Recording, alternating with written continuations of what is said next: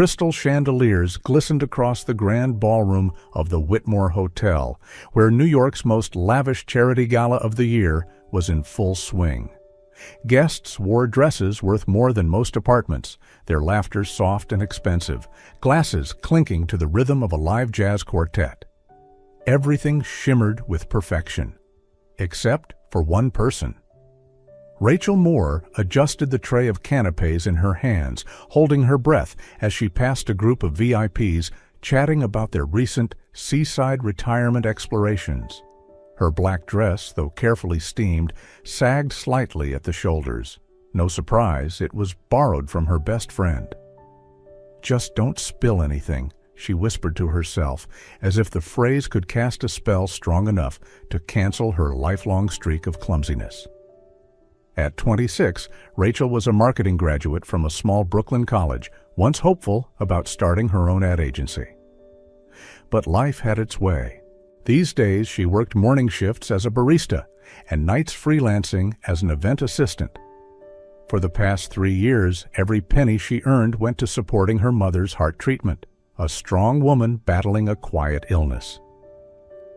Tonight's gala was the fanciest event she'd ever worked, the kind where ball gowns cost more than her car. Every step she took felt like balancing on glass. Then came the voice, deep, calm, in control. "If I'm not married by my 33rd birthday, the board will hand everything to Lucas." Rachel froze. Her eyes flicked towards table 12. The man speaking had neatly styled dark brown hair and a timepiece glinting under the light. She knew that face. Ethan Carter, interim CEO of Carter Holdings, real estate mogul. The same man Time magazine once called New York's most eligible bachelor. At that exact moment, a tiny white dog darted across the floor like a rocket. "Charlie, come back here!" a woman in a red gown shouted. The dog slipped right through Rachel's legs. She gasped, tripping on the hem of her dress. There was no time to catch herself. The tray flew into the air like a slow-motion scene from a disaster movie. Rachel toppled forward, straight toward the man at the table, straight toward Ethan Carter. Rachel shut her eyes, bracing for impact on the cold marble floor. But instead of the hard crash she expected, she landed in something warm and solid. A pair of strong arms wrapped around her, and a faint scent of expensive cologne surrounded her. "You all right?" a deep voice asked, right next to her ear. She opened her eyes. Ethan Carter's face was inches from hers. His pale gray eyes stared at her in surprise, and maybe, just maybe, a flicker of amusement. Her cheeks burned instantly. I'm sorry, I didn't see the dog. I tripped over my dress. I wasn't trying to throw myself at you," she blurted, scrambling to get back on her feet. "No harm done," Ethan said, still holding her arm gently, as if afraid she might fall again. "Are you okay?" "Just embarrassed," she muttered, realizing half the ballroom was staring. From the far end, a young woman rushed over, scooping up the tiny dog who wagged his tail like he'd just won a medal. "Oh my gosh, I'm so sorry. He slipped out of his leash. Are you okay?" the woman asked breathlessly. "I'm fine," Rachel replied with a tight smile. "I guess he just had a mission to cause chaos." Ethan let out a quiet laugh.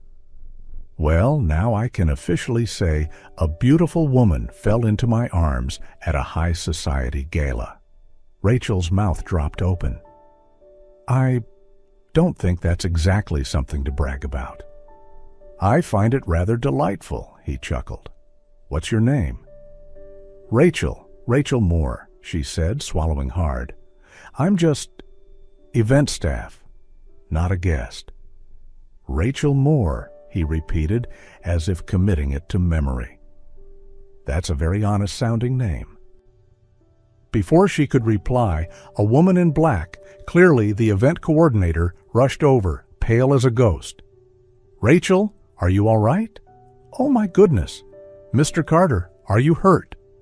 "I'm fine, really," Ethan answered calmly. "She's new. I'm so sorry for the incident. I'll send her to the back immediately." "No need," Ethan interrupted. "Everything's fine. Actually, I'd like to speak with her after the event, about a job." Rachel blinked. A job? He had to be joking, or planning to sue her for emotional distress. This sort of thing only happened in movies.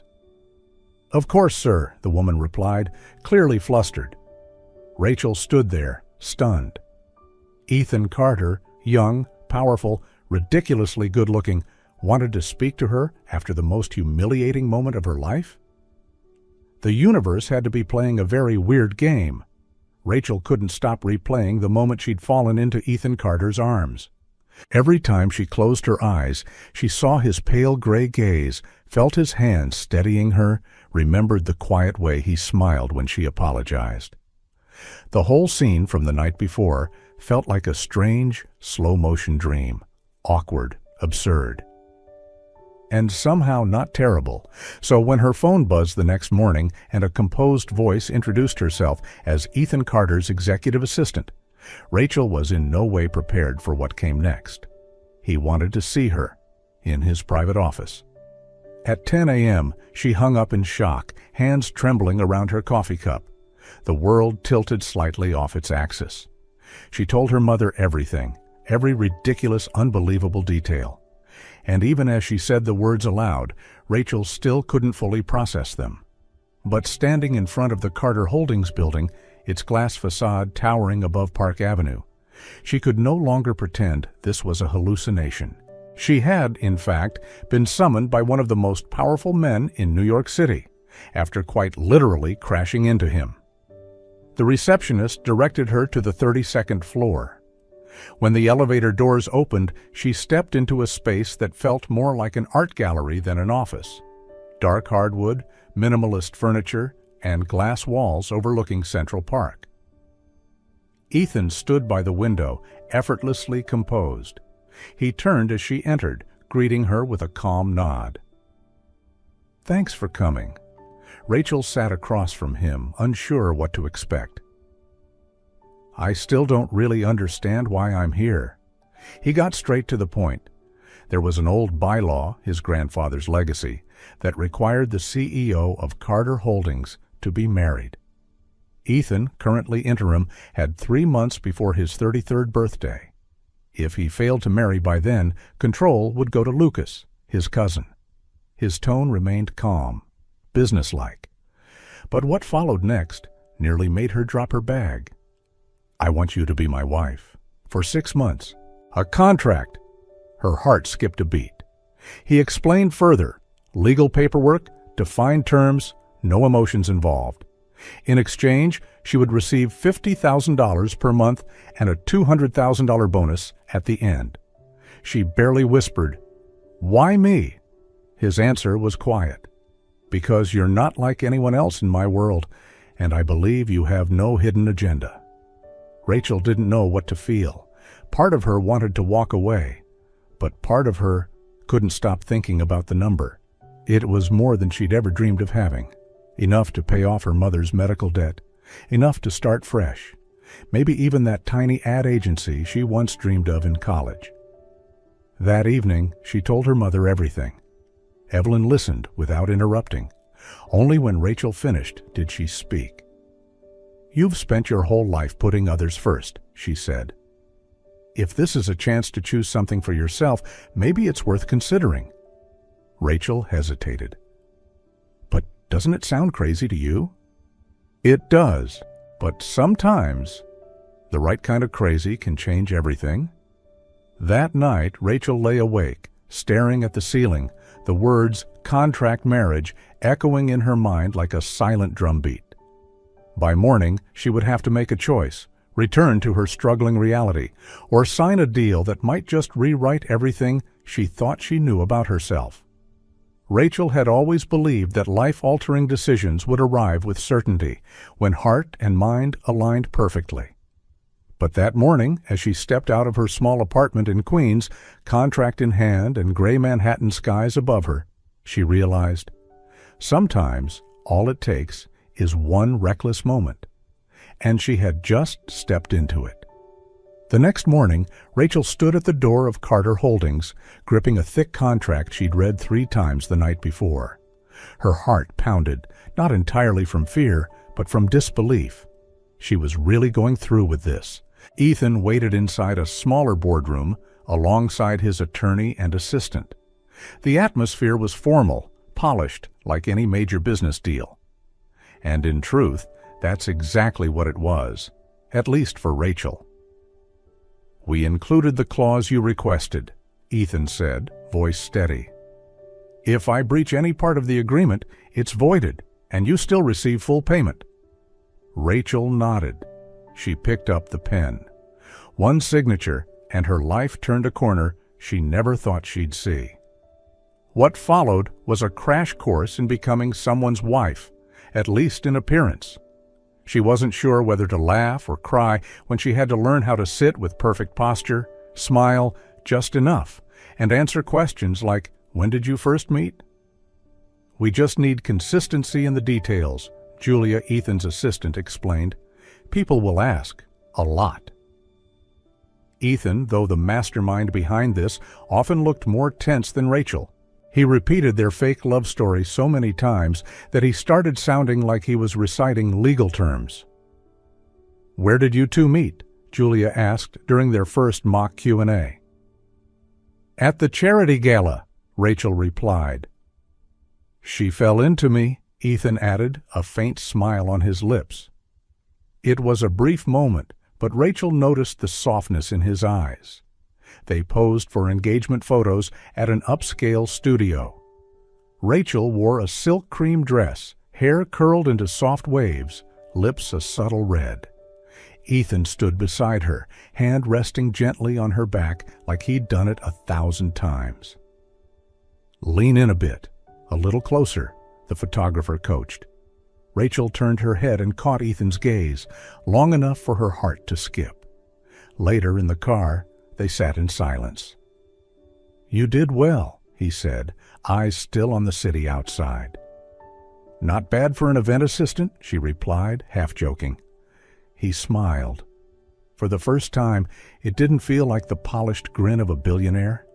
It felt real. The contract was signed, the terms laid out, but Rachel quickly realized that becoming Ethan Carter's wife on paper wasn't just about a signature.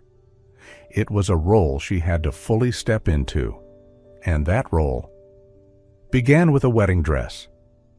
The bridal boutique sat on the 3rd floor of a vintage building in Soho, sunlight pouring through oversized windows, catching the soft shimmer of dozens of wedding gowns lined like quiet promises. Each one looked like it belonged in a dream. Rachel never imagined herself in a place like this, much less trying on a wedding dress for a marriage she knew wasn't real. But as she stood before the mirror, wrapped in a silk gown that hugged her shape, her hair swept up in veil cascading down her back, something inside her stilled, not because of how she looked, but because of how Ethan was looking at her. He sat quietly on a velvet chair across the room, saying nothing at first, just watching, a little longer than necessary. Then, in a low voice, he finally said, "It suits you." Rachel gave a soft laugh, turning toward the mirror. "You were going to say I look beautiful, then changed your mind, weren't you?"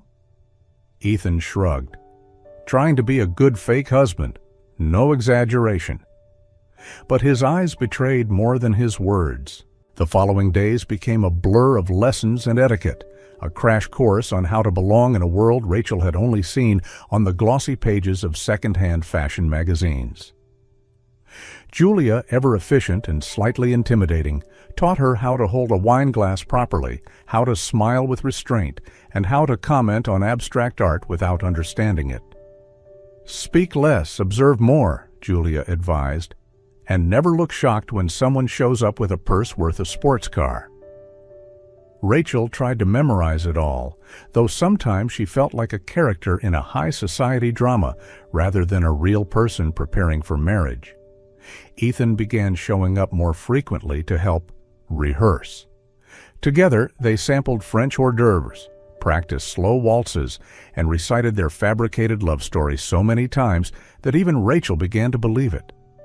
"I remember you wore a midnight blue tux that night," she said during one session. "And you spilled a tray of tarts on my tie," Ethan replied, smirking. "A sign from fate, don't you think?" He looked at her, silent, but his eyes said more than a quip ever could. Though everything began with a contract, Rachel couldn't ignore the shift between them. Somewhere between etiquette lessons, designer fittings, and shared glances, something was changing. Not in Ethan. In her. She found herself waiting for his arrival, feeling a strange safety in his presence. This wasn't supposed to happen. But it was happening, and Rachel wasn't sure how to stop it. The wedding arrived faster than Rachel had expected. Even though everything had been rehearsed and planned down to the last detail, she couldn't shake the overwhelming feeling as she stepped out of the vintage Rolls-Royce and faced the floral gates of the estate where the ceremony would be held. The early May air was crisp and gentle, but inside her, everything felt unsettled. Dressed in a custom-designed white gown, Rachel was acutely aware that she had become the center of an event watched closely by the elite. Not for love, but out of curiosity. Dozens of eyes followed her every step, figures from finance, media, and society. They weren't there for her. They were there to see who this woman was, who had managed to tie down Ethan Carter, the famously cold face of New York's financial world, with something as binding as marriage. Ethan stood at the end of the aisle. Impeccable in a tailored black tuxedo, he looked composed enough to make the entire scene feel like a perfectly directed film. When their eyes met, he gave a slight nod, not as a groom awaiting his bride, but as a partner confirming that their arrangement was going exactly to plan. The vows were read, the rings exchanged. Everything unfolded like a seamless performance. But when Ethan leaned in to kiss her before the eyes of hundreds, Rachel was caught off guard, not by the act, but by the gentleness in the way he touched her. Soft, unforced.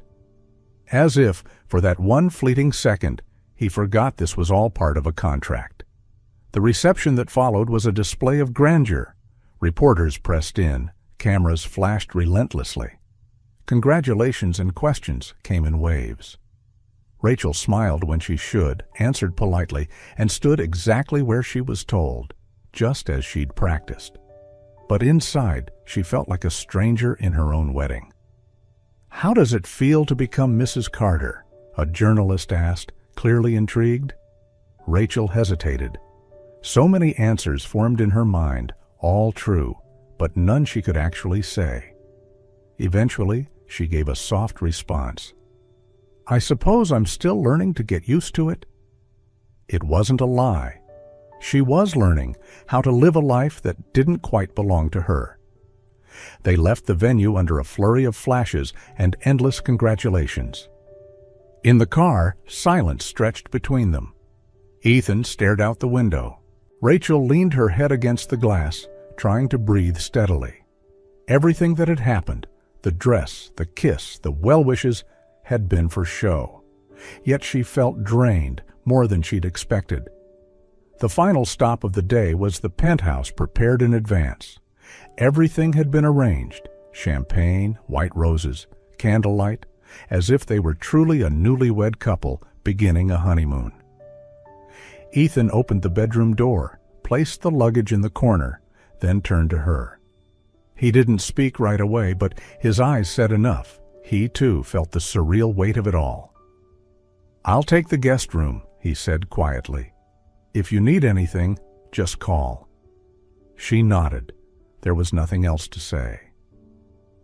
The next morning, their wedding photos were everywhere, on websites, in newspapers, across morning talk shows. The coldest CEO on Wall Street gets married.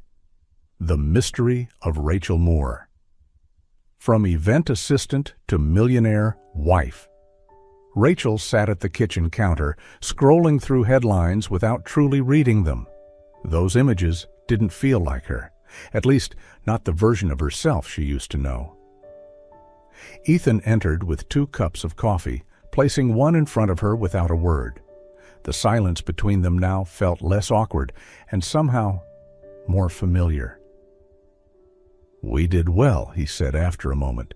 Rachel nodded. "The media seems satisfied." "So the contract is working," he replied, with a faint smile. She smiled too, but her eyes dimmed slightly. "Yeah, it's just, sometimes I can't tell what's real and what's performance anymore." Ethan looked at her for a long moment, then said softly, "Me neither." The answer made Rachel's heart pause. And in that moment, between a warm cup of coffee and the morning sunlight pouring through high-rise windows, she realized something. This was no longer just about the contract, not entirely. Something had already begun to slip beyond the boundaries they thought would keep them safe. 3 days after the wedding, they flew to Hawaii. No press, no paparazzi, no reporters hiding behind palm trees. Just the ocean, the sky, and a rare kind of silence Rachel hadn't felt since everything began. They stayed in a small beachfront villa where the only sounds were waves and the scent of sea salt in the breeze. Ethan did everything like a proper new husband, booked the private stay, customized the meals, even tied her shoelaces before their morning walks. But it didn't feel rehearsed anymore. There was no stiffness, just a quiet, easy rhythm between them. A kind of stillness she didn't expect. Each passing day in Hawaii seemed to blur the invisible wall between them. No more guarded glances, no more scripted words or calculated smiles, just quiet mornings, shared laughter over coffee, and conversations that, though casual on the surface, began to peel back layers they hadn't intended to reveal. One afternoon, they lay on the grass behind the villa, staring at a sky streaked with sunlight. For a while, neither of them spoke. The breeze carried the scent of wildflowers from the cliffs nearby. "What did you want to be when you were little?" Ethan asked, his voice low and a bit hoarse from the sun. Rachel turned to him, surprised. It was the first time he'd asked her something unrelated to the contract or a schedule. "I wanted to be a filmmaker," she said, smiling softly. "To tell stories. When I was a kid, I used to cover my desk lamp with scarves to make stage lights and make my mom play the princess." Ethan laughed, a real light, unguarded laugh that felt as warm as the sand beneath their hands. "So why didn't you follow it?" She paused before answering. "Because real life isn't a movie. My mom got sick, I dropped out of college, took whatever job I could to keep us going. I chose what could pay the bills, not what let me dream." He didn't say a word. He simply reached out, quietly taking her hand in his. No script, no performance. That evening, they sat on the porch together, the breeze rustling the palms, red wine glinting in their glasses. Rachel spoke about the long shifts, smiling through customers' complaints, counting tips that barely covered medicine. She didn't cry, but her eyes carried a tiredness only someone who'd lived that life could see.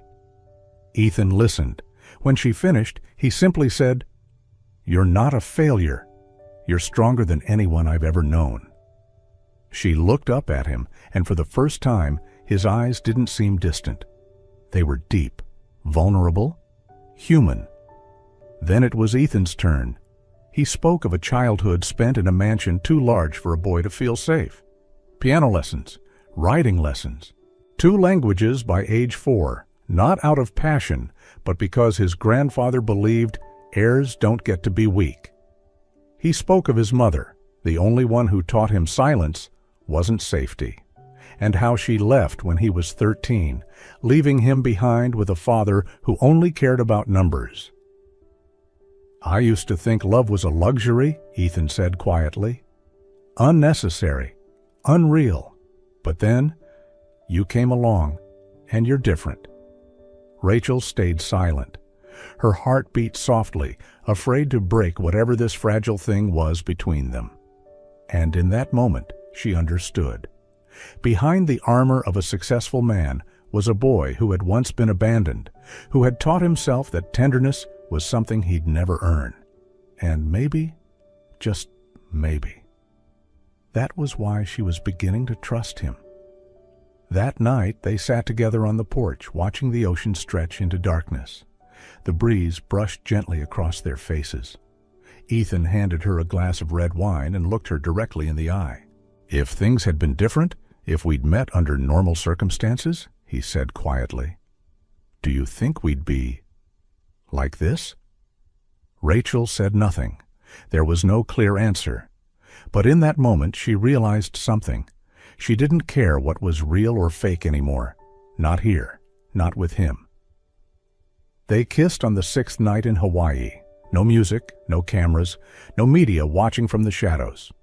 Just a quiet evening, sheer curtains swaying in the wind, and the way his eyes found hers when she smiled. Soft, sad, and more real than anything else had ever been. The kiss wasn't rushed. It wasn't required. It was thank you. It was maybe. It was everything they hadn't dared to speak.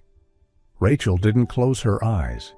She wanted to remember every second of it, because this was the first time she kissed someone not for the role, but for the feeling.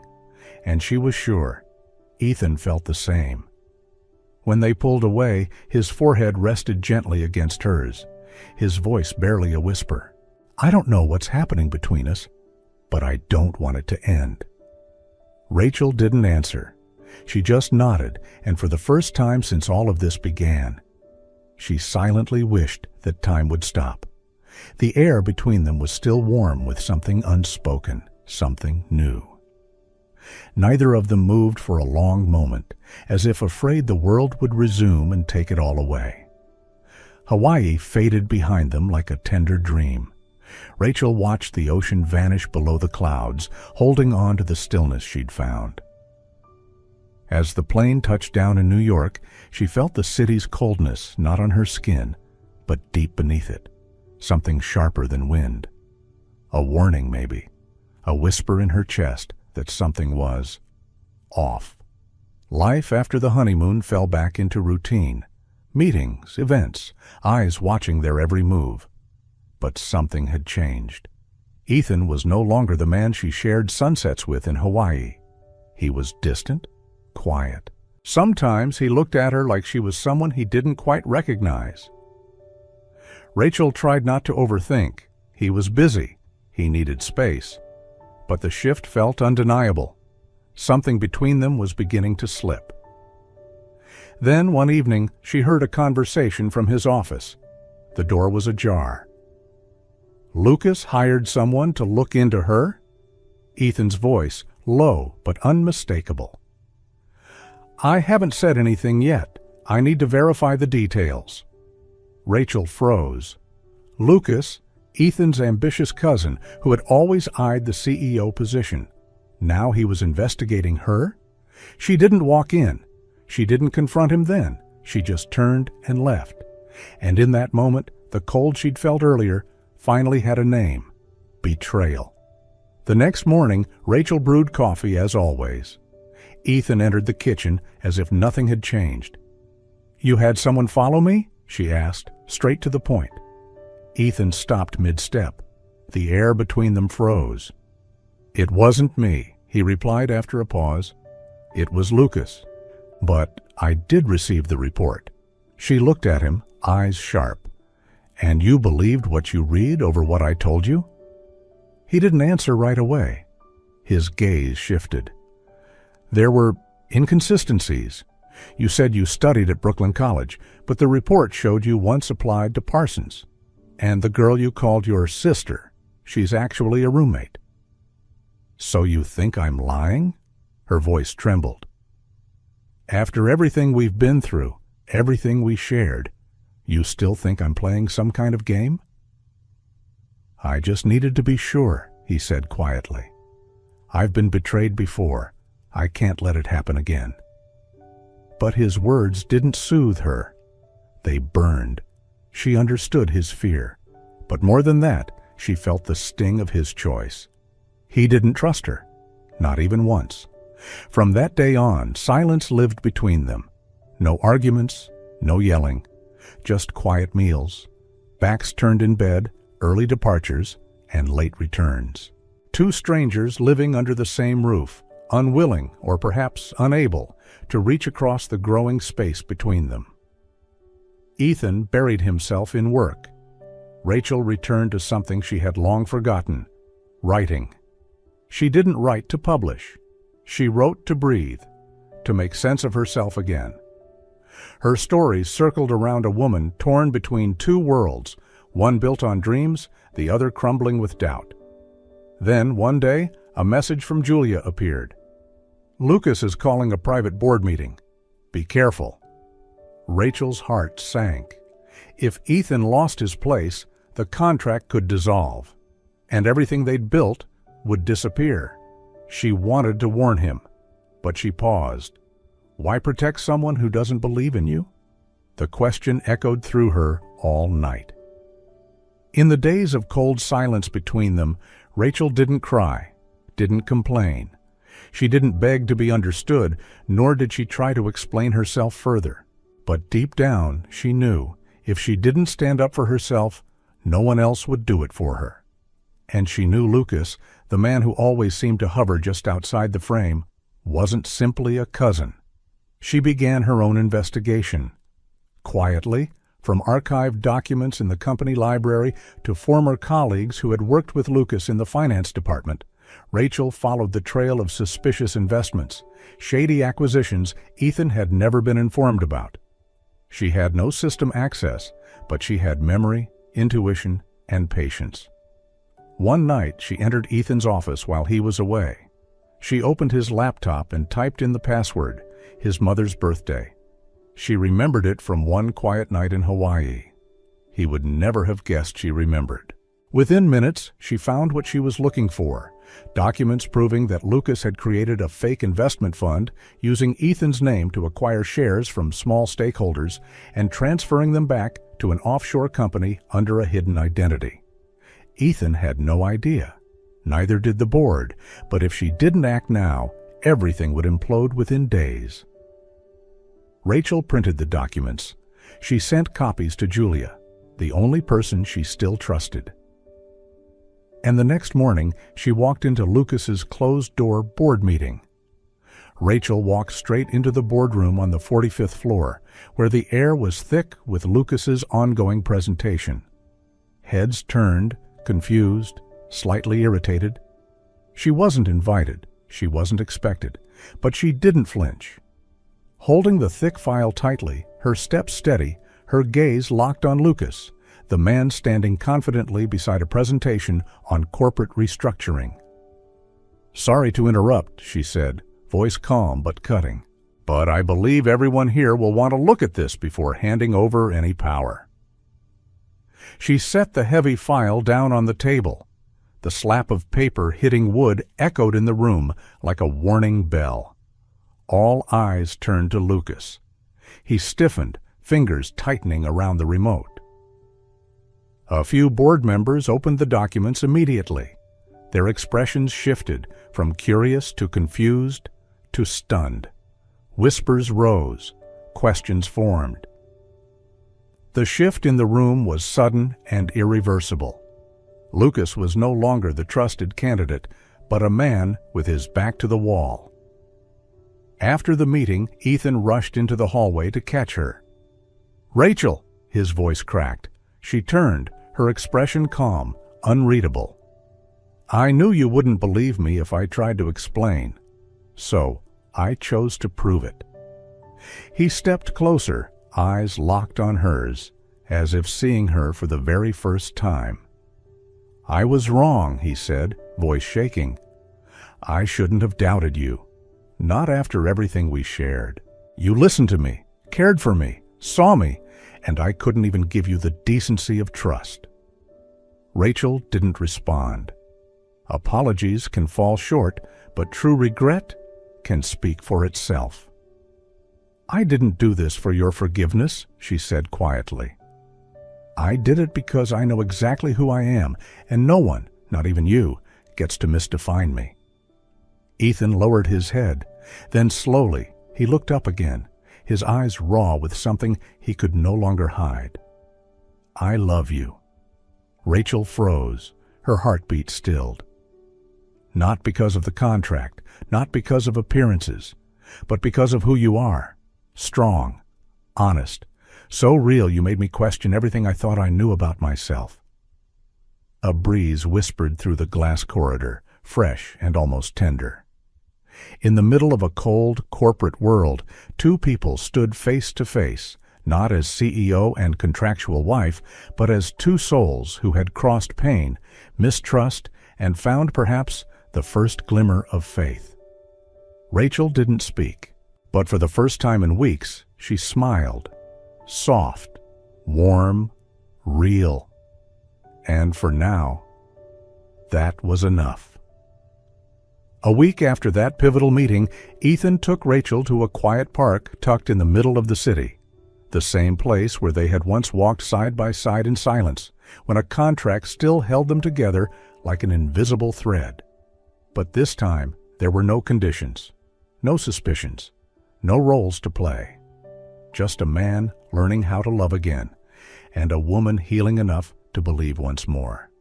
They sat on a wooden bench beneath trees just beginning to turn gold with the early fall. Ethan took her hand, not tightly, but gently enough for her to feel the honesty in his touch. "I don't want to waste another day running from how I feel," he said slowly. "I was wrong to let fear dictate my heart, but today I want to say this, not because of a contract, not out of obligation, but simply because I love you." Rachel turned toward him, silent. Then Ethan reached into his coat and pulled out a small velvet box. No fuss, no diamonds, just a simple silver ring with a clear white stone. Honest, like the love he meant to offer. "This time," he said, eyes never leaving hers, "this proposal is real, no contracts, just my heart, choosing you."